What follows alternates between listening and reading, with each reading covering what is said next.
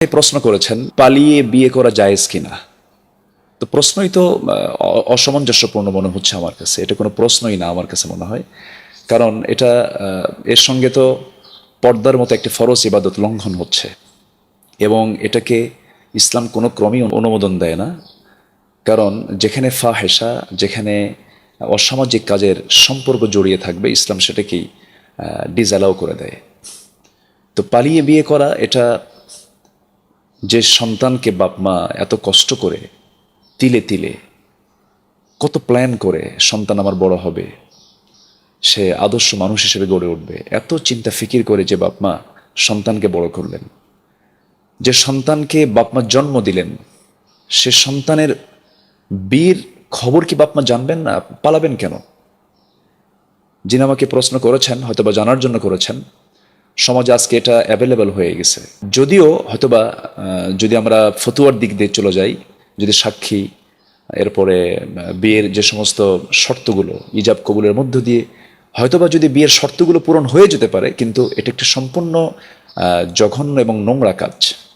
এবং এই কাজের যদি পক্ষে আমরা অবস্থান নেই, তাহলে সমাজ ব্যবস্থা আরও ধ্বংসের দিকে চলে যাবে। বিশেষ করে আমি যুবকদেরকে বলবো, আমার বোনদেরকে বলতে চাই, দয়া করে যারা কলেজ লাইফে আছেন, ইউনিভার্সিটি লাইফে যারা পড়াশোনা করছেন, আপনার জীবনের সবচেয়ে বড় অর্জন হচ্ছে উত্তম চরিত্র, আদর্শিক চেতনা লালন করে চলবেন।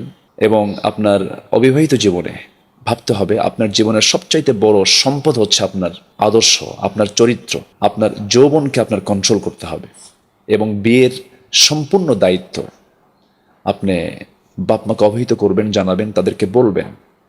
চুজ হতে পারে, চয়েস হতে পারে, আপনি চয়েস হয়তো করে ফেলেছেন একজনকে, এরকম হতে পারে, কিন্তু এর মানে যে আপনি তার সঙ্গে সকাল বিকাল দেখা সাক্ষাৎ করবেন, কথা বলবেন। পালিয়ে যাওয়ার বিষয়টা তো অনেক দূরের বিষয়, এর আগে তো অনেক কিছু হয়, ডেটিং হয়, মিটিং হয়, সাক্ষাৎ হয়, বটতলা, গাছতলা, তালতলা, বহু জায়গায় এগুলো প্রসঙ্গগুলো চলে আসে।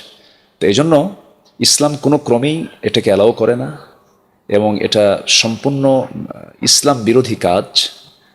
আল্লাহ রাব্বুল আলামিন আমাদেরকে এই সমস্ত অসৎ কাজ থেকে, আমাদের যুব সমাজকে, ছাত্র সমাজকে আল্লাহ রাব্বুল আলামিন হেফাজত করুন।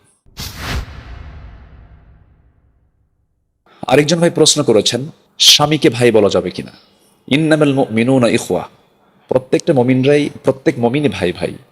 এখানে পুরুষ এবং নারীর ক্ষেত্রেও মানে ভাই বোন, এক্ষেত্রে ঠিক আছে। আমাদের জাতির পিতা ইব্রাহিম আলাইহিস সালাতু ওয়াস সালাম, তিনি তার স্ত্রী সারা আলাইহিস সালাতু ওয়াস সালামকে নিয়ে কোন এক সফরে যাচ্ছিলেন। তো সেই সময় এক জালিম বাদশার কবলে তিনি পড়ে গেলেন, সহিহ হাদিস এটা। তো সে সময় ওনাকে প্রশ্ন করা হলো যে তোমার সঙ্গে এটা কে?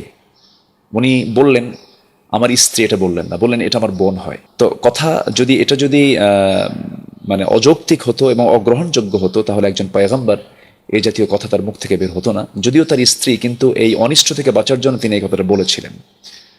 তো হঠাৎ করে যদি কেউ বলে ফেলে স্বামী তো স্বামী, স্বামী একটা পথ, তো এই পথ থুই আবার আপনার ভাইয়ের দিকে যাবেন কেন? স্বামী তো স্বামী। হ্যাঁ, যদি কেউ বলে ফেলে, এতে মানে বিয়ের যে সম্পর্ক, এই সম্পর্কে কোনো ঘাটতি হবে না। আশা করি উত্তরটা বুঝতে পেরেছেন।